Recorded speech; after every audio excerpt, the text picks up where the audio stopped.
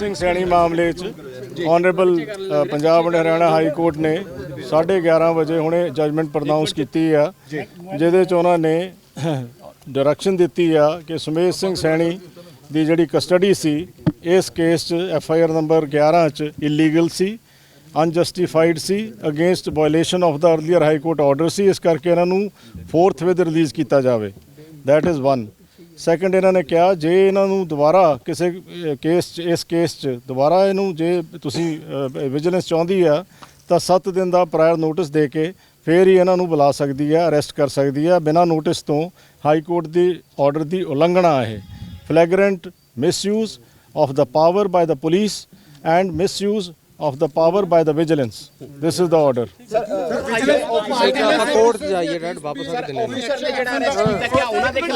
Order आ रहा हले. This is the order which is pronounced by the judge. I am quoting what he has stated. Now the contents of the order ਜਿਹੜੇ ਆ ਉਹ ਆਉਣਗੇ ਵਿਸਥਾਰ ਚ। ਲੰਬਾ ਆਰਡਰ ਆ, मैराथन आर्गूमेंट्स हुई 8 घंटे की, इस करके ऑर्डर डिले होया। पर जज साहब ने अज ही ऑर्डर लिख के प्रनाउंस किया। हुणे इशू आही है जी कि FIR नंबर 11 च इन्हां दी कस्टडी जस्टिफाइड आ कि नहीं जस्टिफाइड। जदों इन्हां पहला प्रोटैक्शन मिली आ इसे मुद्दे ते FIR नंबर 13 च इक्को ही मुद्दे ते दोबारा 2 FIR च इन्हां दी अरेस्ट करना ये इलीगल आ। ये TT एंटनी सुप्रीम कोर्ट की जजमेंट की उलंघना ਉਹਦੇ डायरैक्शन के अगेंस्ट आ है। ऑब्वियसली होर की है।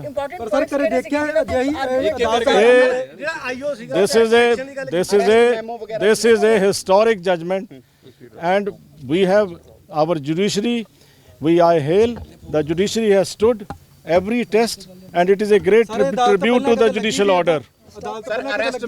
हाँ जी हाँ लगती अदालत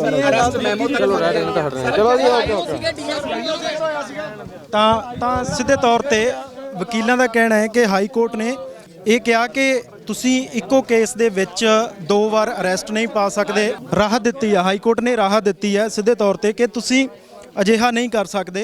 और इस केस दे विच जां किसी होर भी केस दे विच जेकर तुसी अरेस्ट करना है, किसी होर भी केस दे विच तुसी हिरासत दे विच लैना सुमेध सैणी होरां नूं, तां उस तो 7 दिन पहलां तुहानूं प्रायर नोटिस देना पएगा, फिर तुसी उन्हां नूं अरेस्ट कर सकते हो।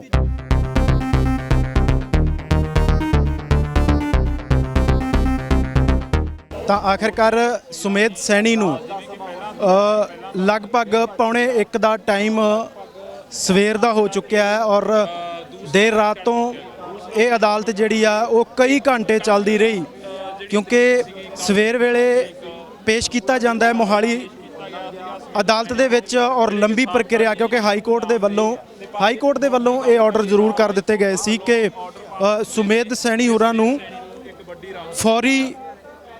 फौरी तौर पर उन्होंने रिहा कर दिता जाए। पर लंबी प्रक्रिया सी, लंबे प्रोसैस चों गुजरते हुए तो सुमेध सैणी नूं हाई कोर्ट तो राहत मिली और जदों तक हाई कोर्ट के ऑर्डर मोहाली कोर्ट तक पहुँचे तो यदा समा काफ़ी घंटे का सी, जिसका इंतज़ार लगातार किया जा रहा सी। और सुमेध सैणी होरां नूं हाई कोर्ट के वलों राहत मिली है, क्योंकि चैलेंज कर दिता गया सी उन्हां दी गिरफ्तारी नूं उन्हां दे वकीलों वलों कि तुसीं इस तरीके दे नाल गिरफ्तार नहीं कर सकते। जेकर तुसीं गिरफ्तार करना है तो 7 दिन पहलां उन्हां नूं नोटिस देना होएगा।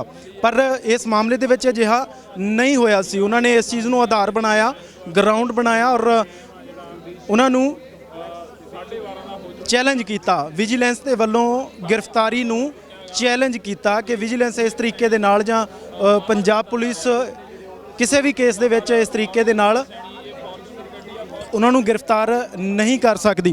तां सुमेध सैणी होरां नूं राहत मिली और राहत तो बाद उन्हां नूं, क्योंकि तुहानूं असीं गड्डी भी दिखा रहे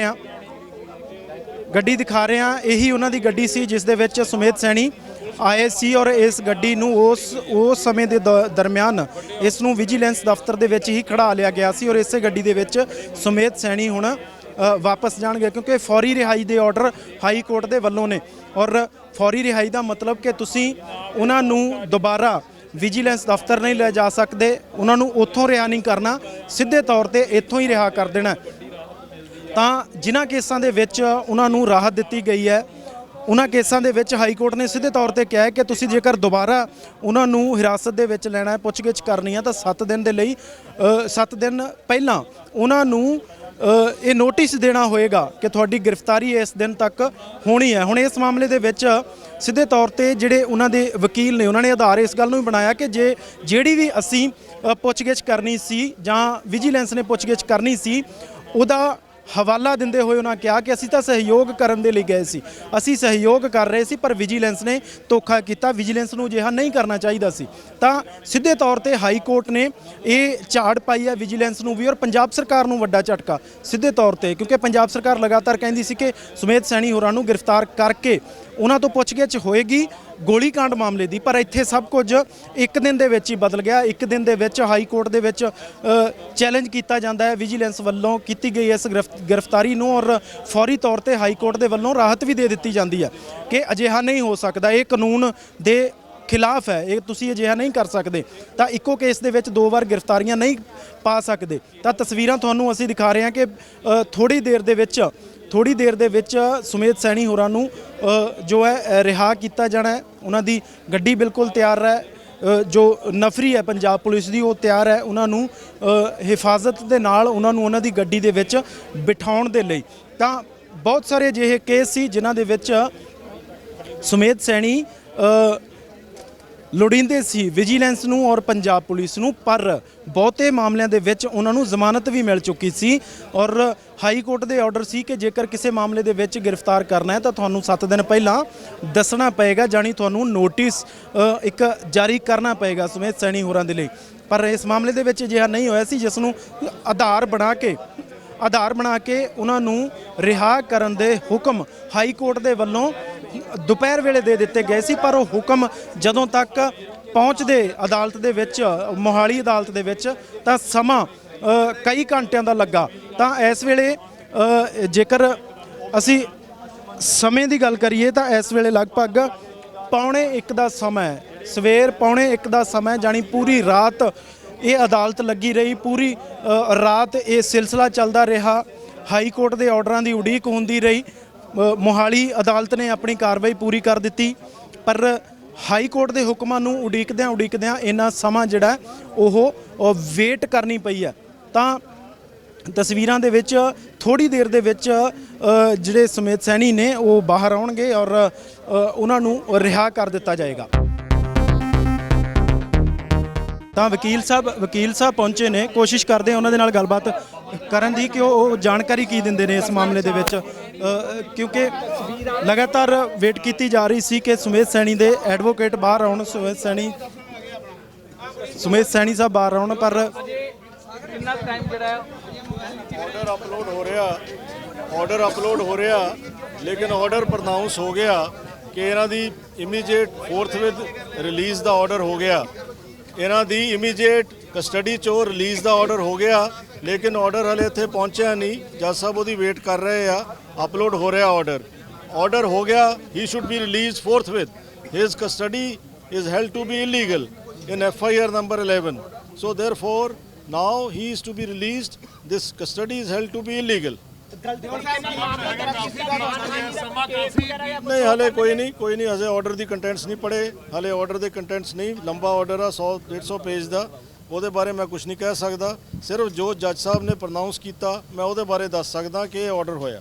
ਸਰ FIR ਨੰਬਰ 11 ਦੀ ਗੱਲ ਕੀਤੀ ਸੀ, ਪੰਜਾਬ ਵਿਜੀਲੈਂਸ ਨੇ ਅਰੈਸਟ ਕੀਤਾ ਸੀਗਾ, ਉਹਦੇ ਵਿੱਚ ਕਿਸ ਤਰ੍ਹਾਂ ਦੀ ਖਾਮੀਆਂ ਤੁਸੀਂ ਵੇਖਦੇ ਹੋ, ਕਿਉਂਕਿ FIR ਨੰਬਰ 13 ਤੇ ਉਹ ਜਾਂਚ ਤੇ ਗਈ ਸ਼ਾਮਿਲ ਹੋਈ ਸੀਗੇ, ਕੋਰਟ ਨੇ ਪ੍ਰਨਾਉਂਸਮੈਂਟ ਵੇਲੇ ਕਿਹਾ ਕਿ ਇੱਕੋ ਹੀ ਕਾਜ਼ ਆਫ ਐਕਸ਼ਨ ਤੇ 2 FIRs ਨਹੀਂ ਹੋ ਸਕਦੀਆਂ। ਉਹਨਾਂ ਨੇ TT ਐਂਟਨੀ ਸੁਪਰੀਮ ਕੋਰਟ ਦੀ ਜਜਮੈਂਟ ਦਾ ਵੇਰਵਾ ਦਿੰਦੇ ਹੋਏ ਕਿਹਾ ਕਿ ਜਿਹੜੀ ਇਹ ਸੈਕੰਡ FIR ਆ on the same cause of action is illegal, unconstitutional, this cannot survive, therefore the arrest is illegal. Sir ਅੱਜ ਫਸਟ ਟਾਈਮ ਹੋਇਆ ਹੈ ਕਿ ਇਦਾਂ 12:30 ਵਜੇ ਕਰੀਬ ਲੈ ਕੇ ਆਏ ਸੀਗੇ ਸੁਮੇਧ ਸਿੰਘ ਸੈਣੀ ਨੂੰ ਤੇ ਕਰੀਬ 1 ਵਜ ਚੱਲਿਆ, ਯਾਨੀ ਕਿ 12 ਘੰਟੇ ਤੋਂ ਵੀ ਵੱਧ ਸਮਾਂ ਹੋ ਚੱਲਿਆ।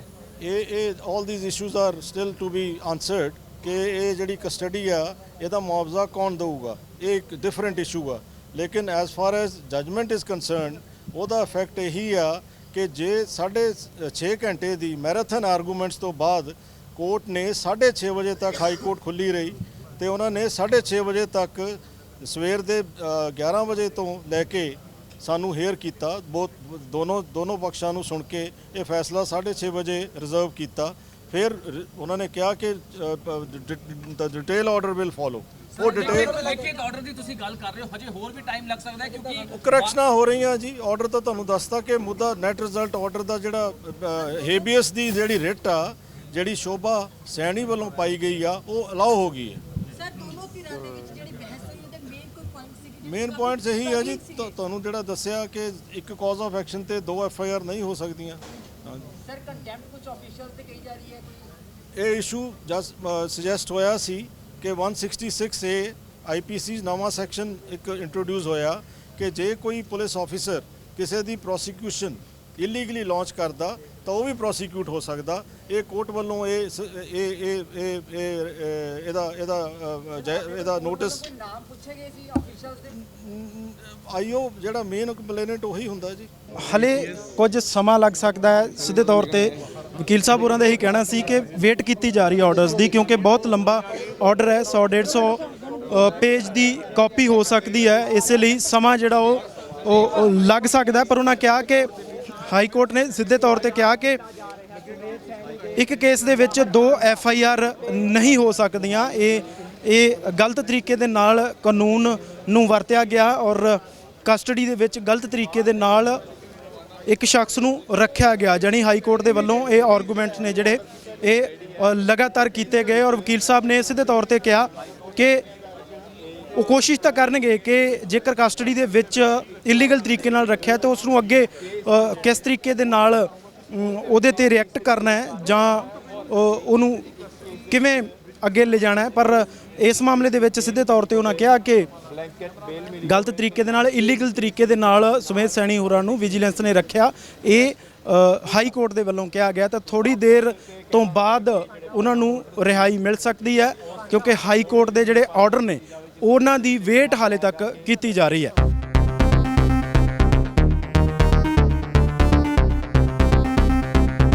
ਤਾਂ ਆਖਰ ਦੋਨਾਂ ਕੋਰਟ ਦੀ ਜਿਹੜੀ ਕਾਰਵਾਈ ਸੀ ਮੁਕੰਮਲ ਹੋਈ, ਸੰਪੰਨ ਹੋਈ ਔਰ ਸੁਮੇਧ ਸੈਣੀ ਬਾਹਰ ਆ ਰਹੇ ਨੇ। ਤਸਵੀਰਾਂ 'ਚ ਦੇਖ ਸਕਦੇ ਹੋ ਸੁਮੇਧ ਸੈਣੀ ਦਾ ਮੂੰਹ ਬੰਨਿਆ ਹੋਇਆ ਹੈ ਔਰ ਇਹ ਪ੍ਰਕਿਰਿਆ ਜਿਹੜੀ ਆ ਕੰਪਲੀਟ ਹੋਈ ਹੈ, ਕਿਉਂਕਿ ਹਾਈ ਕੋਰਟ ਦੇ ਆਰਡਰਾਂ ਦੀ ਉਡੀਕ ਹੈ ਜਿਹੜੀ ਉਹ ਲਗਾਤਾਰ ਕੀਤੀ ਜਾ ਰਹੀ ਸੀ। ਸਮੇਂ ਦੀ ਜੇਕਰ ਮੈਂ ਗੱਲ ਕਰਾਂ ਤਾਂ 2:10 ਦਾ ਸਮਾਂ ਹੋ ਗਿਆ ਔਰ ਹੁਣ ਇਸ ਵੇਲੇ ਸੁਮੇਧ ਸੈਣੀ ਹੋਰਾਂ ਨੂੰ ਜਿਹੜਾ ਕੋਰਟ ਦੇ ਵਿੱਚੋਂ ਰਿਹਾ ਕੀਤਾ ਜਾ ਰਿਹਾ। ਸਾਹਮਣੇ ਤਸਵੀਰਾਂ 'ਚ ਦੇਖੋ ਕਿ ਮੂੰਹ ਬੰਨਿਆ, ਚਿੱਟਾ ਕੁੜਤਾ ਪਜਾਮਾ ਸੁਮੇਧ ਸੈਣੀ ਹੋਰੀ ਹੁਣ ਜਿਹੜੇ ਨੇ ਉਹ ਇੱਥੋਂ ਫ੍ਰੀ ਹੋਏ ਨੇ, ਉਹਨਾਂ ਨੂੰ ਰਿਹਾ ਕੀਤਾ ਗਿਆ।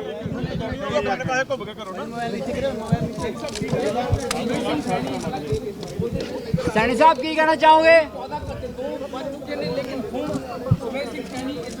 ਸੈਣੀ ਸਰ ਕੀ ਕਹਿਣਾ ਚਾਹੋਗੇ? ਸਰ ਤਾਂ ਮੀਡੀਆ ਨਾਲ ਬਿਨਾਂ ਗੱਲਬਾਤ ਕੀਤਿਆਂ ਸੁਮੇਧ ਸੈਣੀ ਜਾ ਰਹੇ ਨੇ ਔਰ ਲੰਬੀ ਪ੍ਰਕਿਰਿਆ ਸੀ ਜਾਣੀ ਕਈ ਘੰਟਿਆਂ ਦੀ ਕਾਰਵਾਈ ਤੋਂ ਬਾਅਦ ਉਹਨਾਂ ਨੂੰ ਰਿਹਾ ਕੀਤਾ ਗਿਆ ਔਰ ਡਾਇਰੈਕਟ ਰਿਹਾ ਕੀਤਾ ਗਿਆ ਆਪਣੀ ਨਿੱਜੀ ਕਾਰ ਦੇ ਵਿੱਚ ਸਵਾਰ ਨੇ। ਤੁਸੀਂ ਲਗਾਤਾਰ ਤਸਵੀਰਾਂ ਦੇ ਵਿੱਚ ਦੇਖਿਆ ਕਿ ਨਿੱਜੀ ਕਾਰ ਦੇ ਵਿੱਚ ਸਵਾਰ ਹੋ ਕੇ ਗਏ ਨੇ, ਜਦ ਕਿ ਇਸ ਤੋਂ ਪਹਿਲਾਂ ਉਹਨਾਂ ਨੂੰ ਸਰਕਾਰੀ ਗੱਡੀ ਦੇ ਵਿੱਚ ਲਿਆਂਦਾ ਗਿਆ ਔਰ ਅਦਾਲਤ ਦੇ ਵਿੱਚ ਪੇਸ਼ ਕੀਤਾ ਗਿਆ। ਪਰ ਹੁਣ ਉਹਨਾਂ ਨੂੰ ਰਿਹਾ ਕਰ ਦਿੱਤਾ ਗਿਆ।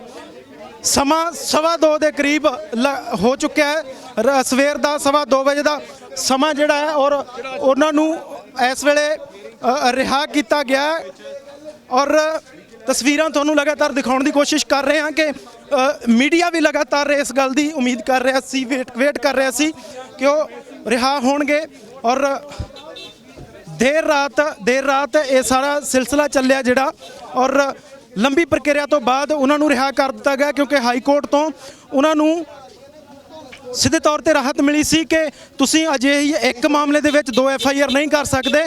ਜਾਣੀ ਸਿੱਧੇ ਤੌਰ ਤੇ ਵਿਜੀਲੈਂਸ ਨੂੰ ਇੱਕ ਵੱਡਾ ਝਟਕਾ ਹੈ, ਜਦ ਕਿ ਉਮੀਦ ਤਾਂ ਗੋਲੀकांड ਮਾਮਲੇ ਦੇ ਵਿੱਚ ਜਿਹੜੇ ਪੀੜਤ ਪਰਿਵਾਰ ਨੇ ਉਹਨਾਂ ਦੇ ਵੱਲੋਂ ਵੀ ਲਗਾਤਾਰ ਉਮੀਦ ਕੀਤੀ ਜਾ ਰਹੀ ਸੀ ਕਿ ਸੁਮੇਧ ਸੈਣੀ ਗ੍ਰਿਫਤਾਰ ਹੋਏ ਨੇ ਤਾਂ ਉਹਨਾਂ ਨੂੰ ਵੀ ਬਹੁਤ ਫਾਇਦਾ ਹੋ ਸਕਦਾ ਹੈ, ਬਹੁਤ ਫਾਇਦਾ ਮਿਲ ਸਕਦਾ ਹੈ। ਪਰ ਇਹ ਸਭ ਕੁਝ ਨਹੀਂ ਹੋ ਪਾਇਆ, ਇਹ ਸਭ ਕੁਝ ਨਹੀਂ ਹੋ ਪਾਇਆ। ਉਹਨਾਂ ਨੂੰ ਇੱਕ ਦਿਨ ਬਾਅਦ ਹੀ ਹਾਈ ਕੋਰਟ ਤੋਂ ਰਾਹਤ ਮਿਲਦੀ ਆ ਔਰ ਉਹਨਾਂ ਨੂੰ ਡਾਇਰੈਕਟ ਰਿਹਾ ਕਰ ਦਿੱਤਾ ਜਾਂਦਾ ਹਾਈ ਕੋਰਟ ਦੇ ਹੁਕਮਾਂ ਦੇ ਅਨੁਸਾਰ। ਕਿਸ ਤਰ੍ਹਾਂ ਤੁਸੀਂ ਵੇਖਦੇ ਹੋ ਸਾਰਾ ਦਿਨ ਜਿਹੜੀ ਹੈ ਕੋਰਟ ਦੀ ਹੀਅਰਿੰਗ ਚੱਲੀ ਹੈ? ਜਸਟਿਸ ਪ੍ਰਵੇਲ ਹੋਇਆ ਜੀ ਐਟ ਦਾ ਐਂਡ ਆਫ ਦਾ ਡੇ। ਉਹਨਾਂ ਦੇ ਫੈਕਟਸ ਹੀ ਨਹੀਂ ਹੈਗੇ ਸੀ। ਕੋਰਟ ਦੇ ਅੱਗੇ ਜੋ ਚੀਜ਼ਾਂ ਰੱਖੀਆਂ ਗਈਆਂ ਤਾਂ ਕੋਰਟ ਨੇ ਇਸ ਗੱਲ ਨਾਲ ਸਹਿਮਤ ਹੁੰਦੇ ਹੋਏ ਸਾਨੂੰ ਰਿਲੀਫ ਦਿੱਤਾ ਵੀ ਜੋ ਵਿਜੀਲੈਂਸ ਨੇ ਕੀਤਾ ਦੈਟ ਵਾਸ ਇਲੀਗਲ।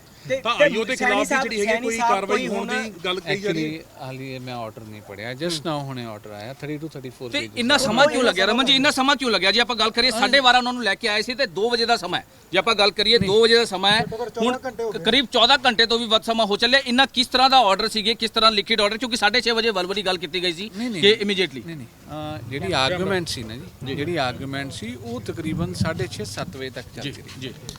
ਉਸ ਤੋਂ ਬਾਅਦ ਫਿਰ ਉਹਨਾਂ ਨੇ ਆਰਡਰਸ ਜਦੋਂ ਲਿਖਣੇ ਸਟਾਰਟ ਕੀਤੇ ਆਨਰੇਬਲ ਹਾਈ ਕੋਰਟ ਨੇ, ਉਹ ਹੁਣ ਪੂਰੇ ਠੀਕ ਹੈ, ਹੁਣ ਪੂਰੇ ਹੋ ਗਏ। ਤਾਂ ਕੀ ਕੁਝ ਦਲੀਲਾਂ ਜਿਹੜੀਆਂ ਹੈਗੀਆਂ ਨੇ ਉਹ ਤੁਹਾਡੇ ਵੱਲੋਂ ਦਿੱਤੀਆਂ ਗਈਆਂ ਔਰ ਦੂਸਰੇ ਪੱਖ ਨੇ ਕੀ ਦਲੀਲਾਂ ਰੱਖੀਆਂ ਸੀਗੀਆਂ? ਕੀ ਗ੍ਰਿਫਤਾਰੀ ਦੀ ਨਹੀਂ, ਦਲੀਲ ਇੰਨਾ ਸੀ ਜੀ ਸਿਰਫ ਵੀ ਜੋ ਇਹਨਾਂ ਦੀ ਕਾਰਵਾਈ ਸੀ ਦੈਟ ਵਾਸ ਟੋਟਲੀ ਇਲੀਗਲ। ਇਸ ਕਰਕੇ ਇਹਨੂੰ ਕੀਤਾ ਜਾਵੇ ਤੇ ਸਾਡੀ ਜਿਹੜੀ ਡਿਟੈਂਸ਼ਨ ਜਿਹੜੇ ਕੋਰਟ ਤੋਂ ਸਾਨੂੰ ਰਿਲੀਫ ਮਿਲੇ ਹੋਏ ਸੀ ਉਹਨਾਂ ਨੇ ਮੰਨੇ ਨਹੀਂ ਸੀ। ਇਹੀ ਸਾਡਾ ਤਾਂ ਅੱਗੇ ਵਾਸਤੇ ਵੀ ਕੋਈ ਹੁਣ ਜਿਹੜੀ ਹਦਾਇਤਾਂ ਜਾਰੀਆਂ ਹੋਈਆਂ ਕਿ ਅੱਗੇ ਸਰ ਐਕਚੁਅਲੀ ਨਾ ਆਰਡਰ ਹੁਣੇ ਆਇਆ 32 34 ਪੇਜਾਂ ਦਾ। ਕੰਟੈਂਪਟ ਦੀ ਵੀ ਗੱਲ ਕੀਤੀ ਗਈ ਹੈ ਰਮਨ ਜੀ। ਕੱਲ ਜਿਹੜੇ ਡੀਐਸਪੀ ਜਿਹੜੇ ਵਿਜੀਲੈਂਸ ਨੇ ਉਹਨਾਂ ਦੀ ਸਾਰੀ ਇਨਕੁਆਇਰੀ ਜਿਹੜੀ ਹੋਈ ਹੈ, ਜਿਹੜੀ ਸਾਰੀ ਸੁਪਰਵਿਜ਼ਨ 'ਚ ਪੂਰਾ ਇਨਵੈਸਟੀਗੇਸ਼ਨ ਹੋਈ ਹੈ ਤੇ ਗ੍ਰਿਫਤਾਰੀ ਹੋਈ ਹੈ, ਉਹਦੇ ਵਿੱਚ ਵੀ ਕਿਸੇ ਤਰ੍ਹਾਂ ਦਾ ਕੋਈ ਕੰਟੈਂਪਟ ਵਗੈਰਾ ਦੀ ਗੱਲ ਕੀਤੀ ਗਈ ਹੈ? ਬਾਈ ਜੀ ਗੱਲ ਇਹ ਆ, ਮੈਂ ਤੁਹਾਨੂੰ ਉਹੀ ਕਿਹਾ 32 34 ਪੇਜ ਦਾ ਆਰਡਰ ਆ। ਜਸਟ ਗਿਵ ਮੀ 1-2 ਡੇ, ਇੱਕ ਦਿਨ ਦਿਓ। ਸ਼ੋਭਾ ਸੈਣੀ ਵੱਲੋਂ ਪਾਈ ਗਈ ਸੀ ਹੈਬਸ ਕਾਰਪਸ ਇੱਕ ਸਾਡੀ ਪਹਿਲਾਂ ਵੀ ਚੱਲ ਰਹੀ ਸੀ। ਸਰ ਇਸ ਕੇਸ ਦੇ ਵਿੱਚ ਦੁਬਾਰਾ ਨੋਟਿਸ ਦੇ ਕੇ ਅਰੈਸਟ ਕਰ ਸਕਦੀ ਹੈ ਪੁਲਿਸ ਜਾਂ ਵਿਜੀਲੈਂਸ ਬਿਊਰੋ ਇਸੇ ਕੇਸ ਦੇ ਵਿੱਚ? ਜੇ ਪੁਰਾਣਾ ਐਕਸਪੀਰੀਅੰਸ ਦੇਖਿਆ ਜਾਵੇ ਤਾਂ ਕੁਝ ਵੀ ਕਰ ਸਕਦੀ ਹੈ ਜੀ, ਤੇ ਲੀਗਲੀ ਕੁਝ ਨਹੀਂ ਕਰ ਸਕਦੀ। ਆਰਡਰ ਦੇ ਵਿੱਚ ਇਹ ਗੱਲ ਕਹੀ ਗਈ ਹੈ ਕਿ ਐਫਆਈਆਰ 13 ਸਰ ਐਫਆਈਆਰ 11 ਸਿਮਿਲਰ ਹੈ ਤੇ ਇਸ ਕਰਕੇ ਇਹਨਾਂ ਨੂੰ ਗ੍ਰਿਫਤਾਰ ਨਹੀਂ ਕੀਤਾ ਜਾ ਸਕਦਾ ਸੀ। ਕਨਸੈਪਟ ਇਹ ਰੱਖਿਆ ਗਿਆ ਵੀ ਜੋ 13 ਚ ਐਲੀਗੇਸ਼ਨ ਸੀ ਉਹੀ 11 ਚ ਲਾਏ ਗਏ ਨੇ। ਰਮਨ ਜੀ ਤੁਸੀਂ ਕੱਲ ਕਿਹਾ ਕਿ ਪੋਲੀਟੀਕਲ ਵੈਂਡੇਟਾ ਹੈਗਾ, ਬਿਲਕੁਲ ਹੈਗਾ ਗਿਆ ਤੇ ਜਿਸ ਤਰੀਕੇ ਨਾਲ ਹੁਣ ਹਾਈ ਕੋਰਟ ਨੇ ਵੀ ਕਹਿਤਾ ਕਿ ਇਹ ਗਲਤ ਕੀਤੀ ਗਈ, ਕੋਈ ਆਧਾਰ ਜਿਹੜਾ ਹੈਗਾ ਉਹ ਨਹੀਂ ਉਹ ਦੱਸ ਸਕੇ, ਤਾਂ ਕੀ ਹੁਣ ਸੈਣੀ ਸਾਹਿਬ ਸਰਕਾਰ ਦੇ ਉੱਪਰ ਜਾਂ ਜਿਹੜੇ ਅਫਸਰ ਨੇ ਉਹਨਾਂ ਦੇ ਉੱਪਰ ਕੋਈ ਮਾਨਹਾਨੀ ਦਾ ਕੇਸ ਜਾਂ ਕੁਝ ਅਜਿਹਾ ਕੁਝ ਕਰਨਾ? ਇਹ ਉਹੀ ਦੱਸ ਸਕਦੇ ਜੀ। ਰਮਨ ਜੀ ਇੱਕ ਸਵਾਲ ਹੈ ਰਮਨ ਜੀ, ਕੱਲ ਤੁਸੀਂ ਨਾਲ ਸੀਗੇ ਸਮੇਤ ਸਿੰਘ ਸੈਣੀ ਦੇ, ਕੱਲ ਤੁਸੀਂ ਨਾਲ ਸੀਗੇ, ਤੁਸੀਂ ਗਏ ਸੀਗੇ ਜਾਂਚ 'ਚ ਸ਼ਾਮਿਲ ਹੋਣ ਦੀ ਗੱਲ ਕੀਤੀ ਸੀ, ਲੇਕਿਨ ਜਿਹੜਾ ਅੱਜ ਵੀ ਗੱਲ ਹੋਈ ਹੈ ਕਿ ਧੱਕਾ ਜਿਹੜਾ ਹੈ ਉਹ ਕੀਤਾ ਗਿਆ, ਲਗਾਤਾਰ ਜਿਹੜੀ ਹੈ ਇਲੀਗਲ ਤਰੀਕੇ ਨਾਲ ਉਹਨਾਂ ਦੀ ਗ੍ਰਿਫਤਾਰੀ ਹੋਈ ਹੈ, ਤੁਸੀਂ ਵੀ ਨਾਲ ਸੀਗੇ, ਸਾਰਾ ਮੰਜ਼ਰ ਤੁਹਾਡੇ ਸਾਹਮਣੇ ਹੋਇਆ। ਨਹੀਂ ਹੈ ਇਲੀਗਲ, ਹਾਈ ਕੋਰਟ ਨੇ ਕਹਿਤਾ ਜੀ, ਮੇਰੇ ਤਾਂ ਕਹਿਣ ਦੀ ਲੋੜ ਹੀ ਨਹੀਂ, ਮੇਰੇ ਤਾਂ ਕਹਿਣ ਦੀ ਲੋੜ ਹੀ ਨਹੀਂ, ਤਾਂ ਹਾਈ ਕੋਰਟ ਨੇ ਕਹਿਤਾ ਜੀ। ਆਨਰੇਬਲ ਪੰਜਾਬ ਤੁਹਾਡੀ ਗੱਡੀ ਵੀ ਉਹਨਾਂ ਨੇ ਤੁਹਾਡੀ ਗੱਡੀ ਵੀ ਉਹ ਇਲੀਗਲ ਸੀ, ਉਹ ਨਿਕਲ ਆਊ। ਰਮਨ ਜੀ ਇੱਕ ਵੱਡੇ ਪੱਤਰਕਾਰ ਦਾ ਵੀ ਨਾਮ ਲਿੱਤਾ ਗਿਆ ਜਦੋਂ ਆਰਡਰ ਦੀ ਕਾਪੀ ਲਿਖੀ ਜਾ ਰਹੀ ਸੀਗੀ, ਉਹ ਕੀ ਸਿਲਸਿਲਾ ਸੀਗਾ? ਨਹੀਂ, ਮੈਨੂੰ ਇਸ ਬਾਰੇ ਨੌਲੇਜ ਨਹੀਂ ਹੈ ਕਿ I am not privy to this. ਅਗਲਾ ਐਕਸ਼ਨ ਕੀ ਰਹੇਗਾ ਜੀ ਹੁਣ? ਅਸੀਂ ਤਾਂ ਹੁਣ ਇੱਕ ਵਾਰੀ 2 ਦਿਨ ਦੇ ਥੱਕੇ ਹੋਏ ਆ ਜੀ, ਘਰੇ ਜਾ ਕੇ ਸੌਵਾਂਗੇ ਤੇ ਲੈਟਸ ਸੀ ਉਸ ਤੋਂ ਬਾਅਦ ਲੀਗਲ ਕੀ ਕਰਦੇ ਆ। ਠੀਕ ਹੈ ਜੀ, ਥੈਂਕ ਯੂ। ਤਾਂ ਬਚਾਅ ਪੱਖ ਦੇ ਜਾਂ ਵਕੀਲਾਂ ਦੀ ਗੱਲ ਕਰੀਏ ਜਾਂ ਉਹਨਾਂ ਦੇ ਆਪਣਿਆਂ ਦੀ ਗੱਲ ਕਰੀਏ ਤਾਂ ਉਹਨਾਂ ਨੇ ਸਿੱਧੇ ਤੌਰ ਤੇ ਕਿਹਾ ਕਿ ਫਿਲਹਾਲ ਬਚਾਅ ਹੋਇਆ ਸਮੇਤ ਸੈਣੀ ਜਿਹੜੇ ਨੇ ਉਹ ਰਿਹਾ ਹੋ ਗਏ ਨੇ। ਇਸ ਤੋਂ ਅਗਲੀ ਕਾਰਵਾਈ ਕੀ ਹੋਏਗੀ ਉਹ ਤੋਂ ਬਾਅਦ ਦੇਖਿਆ ਜਾਏਗਾ ਜਾਂ ਸੋਚਿਆ ਜਾਏਗਾ। ਆਪਣੇ ਸਹਿਯੋਗੀ ਪਰਮਿੰਦਰ ਸਿੰਘ ਦੇ ਨਾਲ ਮੈਂ ਰਵੀ ਸੰਗਰਾਹੁਰ ਦਾ ਅਨਮਿਊਟ ਮੋਹਾਲੀ।